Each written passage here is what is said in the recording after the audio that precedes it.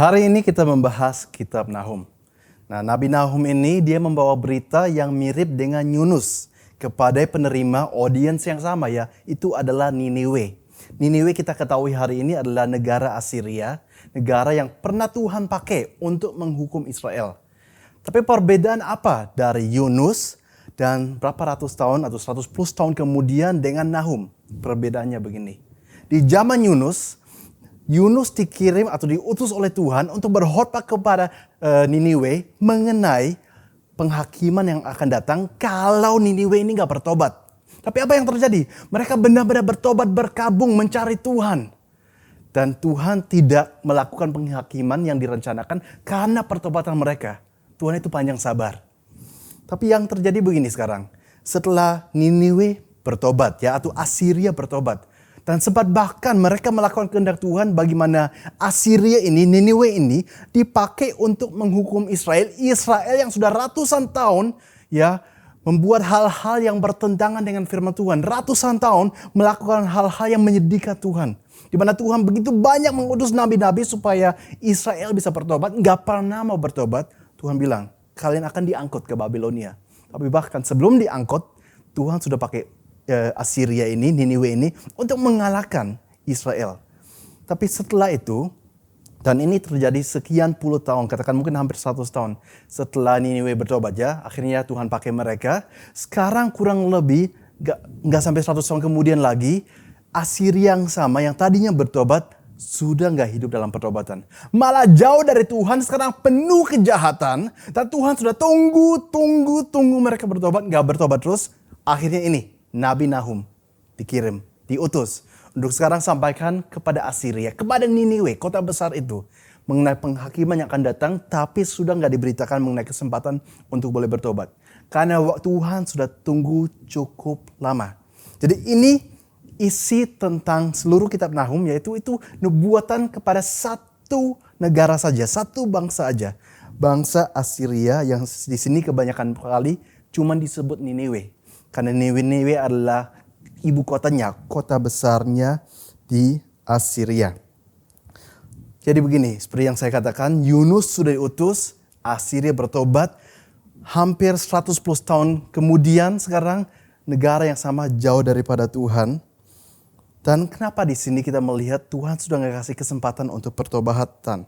Yang kita harus tahu pertama gini, bukan berarti Tuhan ini gak mau kasih kesempatan. Bukan berarti Tuhan ini gak sabar. Justru kebalikannya. Coba kita lihat dari kurun waktu. Ini bukan 1 tahun, bukan 2 tahun, bukan 10 tahun. Ini 100 plus tahun. Setelah mereka sempat bertobat tapi akhirnya kembali melakukan kekejian. Tuhan menunggu dan menunggu. Dan satu saat, kalau sudah kasih second chance, third chance, mungkin 10th chance. Berarti kesempatan kedua, kesempatan ketiga, ke-10 dan seterusnya. Bayangkan sudah 100 plus tahun, harus ada stopnya. Karena satu saat kalau dibiarkan terus mereka akan merusak dan mencelakai negara-negara lain. Jadi kita di sini melihat bagaimana Tuhan itu digambarkan. Coba ada lihat perikop pertama pasal 1 di dalam Nahum. Judul perikopnya murka Tuhan. Jadi memang di Nahum Tuhan digambarkan sebagai Tuhan yang murka. Tuhan yang bisa marah. Tapi kita harus tahu begini. Kalau Tuhan itu penuh kasih, maka dia juga harus bisa marah. Ini satu hal yang sebelumnya kita sudah bahas. Tapi kita melihat kenapa saya ulangi. Karena dalam Alkitab pun beda kitab, beda nabi di sini diulangi. Karena ada hal-hal baru yang harus digarisbawahi. Tuhan yang penuh kasih harus bisa marah. Sama seperti seorang ayah di dunia ini. Kalau dia punya satu anak dan dia punya anak kedua. Anak keduanya begitu jahat kepada anak pertama. Dipukuli terus dan melakukan banyak kejahatan lainnya. Walaupun ayah itu mengasihi kedua-dua anaknya. Harus ada batasnya di mana ayahnya menjadi marah kepada anak yang kedua. Karena terlalu banyak kejahatan dia sudah lakukan kepada anak-anaknya yang lain. Sama halnya dengan Tuhan. Tuhan yang sabar ini, yang penuh kasih ini. Kasihnya kan bukan cuma terhadap Niniwe. Kepada yang lain juga. Dan kalau Niniwe sudah terlalu jahat. Sudah dikasih waktu banyak untuk berubah, bertobat tapi tidak mau. Keputusan mereka sendiri. Mereka akhirnya harus menanggung konsekuensinya. Dan hal seperti ini bukan pertama kalinya terjadi di Alkitab di mana hal seperti ini terjadi. Sudah berkali-kali, saya berikan beberapa contoh saja. Kita ingat Simpson. Seorang hakim dipakai Tuhan luar biasa untuk mengalahkan musuh-musuhnya orang Filistin. Dan Samson penuh kemenangan, menyenangkan Tuhan. Tapi dia menjadi sombong, dia menjadi jauh dari Tuhan. Dia lebih memikirkan perempuan-perempuan daripada memikirkan Tuhan. Sampai satu saat di mana rambut Samson dipotong dan Tuhan izinkan itu terjadi, kekuatannya hilang dan Samson dikalahkan. Tuhan sudah berikan banyak sekali tahun dalam kehidupan Samson untuk dia berubah dan bertobat. Tapi nggak mau bertobat, ya akhirnya menanggung konsekuensi sendiri. Apa ada contoh lain lagi? Banyak. Israel sendiri, kita ingat bagaimana keluar dari Mesir. Ya mereka 40 tahun di padang gurun. Tapi ceritanya sebenarnya begini. Keluar dari Mesir, rencana Tuhan gak harus lama di padang gurun. Ya mereka sudah dapat hukum dari Musa, 10 hukum dan hukum-hukum lainnya. Mereka sekarang sudah di Gunung Sinai dan seterusnya. Harusnya waktu masuk tanah perjanjian. Israel minta, oke, kita mau mengintai tanah ini. Mereka mengintai 40 hari. Dan setelah 40 hari mengintai, mereka ambil keputusan, oh ternyata pengintai bilang begini, musuh di sana di tanah perjanjian Kanaan kayak raksasa, kita cuma kayak belalang. Walaupun benar di sana itu tanahnya seperti ada melimpah susu dan madunya, tapi gak mungkin kita merebut. Dan mereka tidak mau. Akhirnya Tuhan bilang, saya sudah kasih banyak kesempatan kepada kalian. Sudah selama ini kalian sudah banyak ya menyakiti hati saya, sudah banyak melakukan hal-hal yang melanggar. Kali ini kalian harus belajar. Tadinya yang seharusnya langsung masuk tanah Kanaan, karena kalian mengintai 40 hari dan tetap gak mau masuk, sekarang hukumannya kalian mengembara di padang gurun 40 tahun. 40 hari mengintai, gak mau masuk, ya udah 40 tahun ini hukumannya. Supaya seluruh generasi yang tidak mau percaya hari ini meninggal, yang nanti boleh masuk tanah anak-anak kalian. Dan Kaleb juga boleh masuk dan Yosua. Karena mereka dari 12 pengintai, cuma 2 mereka yang beriman bahwa sebenarnya bisa masuk. Perjanjian baru kita melihat hal yang mirip. Yudas sudah ikut Tuhan Yesus selama 3,5 tahun. Diberikan banyak waktu untuk belajar. Banyak waktu setiap hari melihat Tuhan Yesus. Tapi dia di dalam hatinya mulai mengambil keputusan untuk menjauh dari Tuhan. Bahkan akhirnya mengkhianati. Dan Tuhan izinkan itu terjadi. Di mana akhirnya bahkan Tuhan izinkan Yudas berangkat. Untuk malah Tuhan bilang, yaudah kamu sekarang pergi. Di malam di mana dia mau mengkhianati. Tuhan gak hentikan lagi. Karena satu saat, kalau sudah terlalu banyak kesempatan diberikan, kalau sudah terlalu banyak waktu diberikan, ya Tuhan juga izinkan. Apa yang kita putuskan dan yang kita maksakan dengan kehendak sendiri boleh. Tapi konsekuensinya ada. Dan itu pelajaran dalam kitab Nahum. Bagaimana ada bangsa yang sebenarnya Tuhan kasihan sekali, Tuhan cinta. Tadinya di zaman Yunus pun, Niniwe ini, Asiria ini sudah jahat sekali, bayangkan. Walaupun jahat sekali, banyak menyakiti hati Tuhan, Tuhan tetap utus Yunus. Karena Tuhan itu gak rela begitu banyak orang binasa. Untungnya waktu itu mau bertobat. Tapi sekarang generasi-generasi berikutnya, anak-anak mereka, 110 tahun kemudian, malah mereka semua jauh dari Tuhan dan gak mau kembali. Dan sekarang waktunya untuk boleh bertobat sudah habis. Nahum cuma diutus untuk menyampaikan hal-hal yang akan terjadi, bagaimana Asiria akan dihancurkan, dikalahkan, dan beneran terjadi. Kita bisa melihatnya dari sejarah.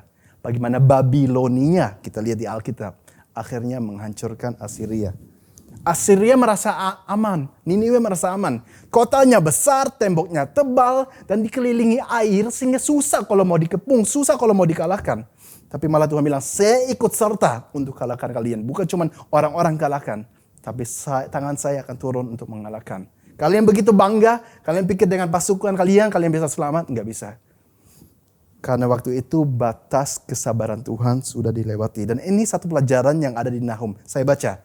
Ini satu-satunya ayat hari ini yang kita akan lihat. Nahum 1 ayat 3. Tuhan itu panjang sabar. Luar biasa ya. Jadi Tuhan kita itu benar-benar mau menunggu. Berikan banyak sekali kesempatan. Untuk kita datang kepada Dia. Karena Dia mengasihi kita. Penuh kasih karunia. Tapi kita baca lagi. Tuhan itu panjang sabar dan besar kuasa. Tapi Ia tidak sekali-sekali membebaskan dari hukuman orang yang bersalah.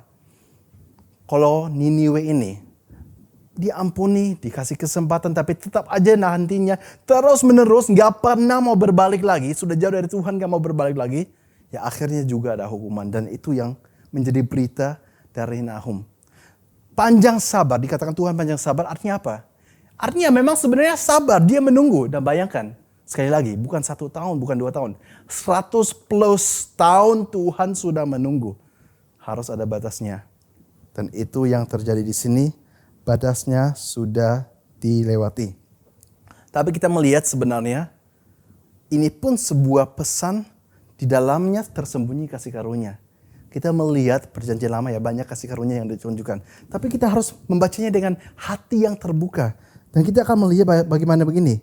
Berarti ya luar biasa bagaimana Tuhan, walaupun Tuhan sudah tahu akhirnya Niniwe, Asiria akan seperti ini, tetap aja 110 tahun sebelumnya Tuhan kirim Yunus. Walaupun Tuhan sudah tahu akhirnya mereka akan jauh, tapi sebelumnya mereka yang mau bertobat diberikan kesempatan dan mereka banyak yang bertobat.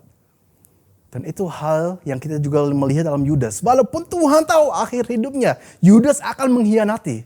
Tapi setiap orang diberikan kesempatan dulu. Kamu punya potensi, dan kamu punya kemauan, ayo ikut saya. Kamu menjadi seorang murid, kamu menjadi seorang rasul. Dan bukankah luar biasa, kepada kita pun, apapun nanti akhirnya, karena Tuhan penuh kasih, setiap orang diberikan kesempatan yang sama. Dan itu cerita di sini yang kita melihat. Walaupun akhirnya Asiria menjauh, tapi Tuhan mau berikan kesempatan terlebih dahulu kepada setiap orang. Dan nanti kalau kita berdiri di hadapan Tuhan, gak ada satupun orang bisa bilang, Tuhan saya gak pernah dikasih kesempatan. Tuhan itu baik, Tuhan itu adil. Dan kasih karunia bukan cuma sekedar memberikan kesempatan, bahkan panjang sabar. Anda dan saya sudah berapa banyak kesalahan yang kita buat dalam hidup ini. Berapa kali kita sudah menyakiti hati Tuhan. Tapi tetap Tuhan masih datang bicara kepada kita. Memanggil kita untuk kita bertobat, mendekat kepada Dia. Dan marilah kita menjadi orang seperti itu, yang mendekat kepada Tuhan. Tidak seperti Asiria, seperti Niniwe, yang akhirnya terus menerus hanya jauh dari Tuhan, menyakiti hati Tuhan, dan tidak mau bertobat, malahan mereka cuma hidup di dalam kejahatan. Ada kesempatan bagi Anda dan ada kesempatan bagi Anda dan saya hari ini, dan marilah kita mau ambil kesempatan yang Tuhan berikan. God bless you.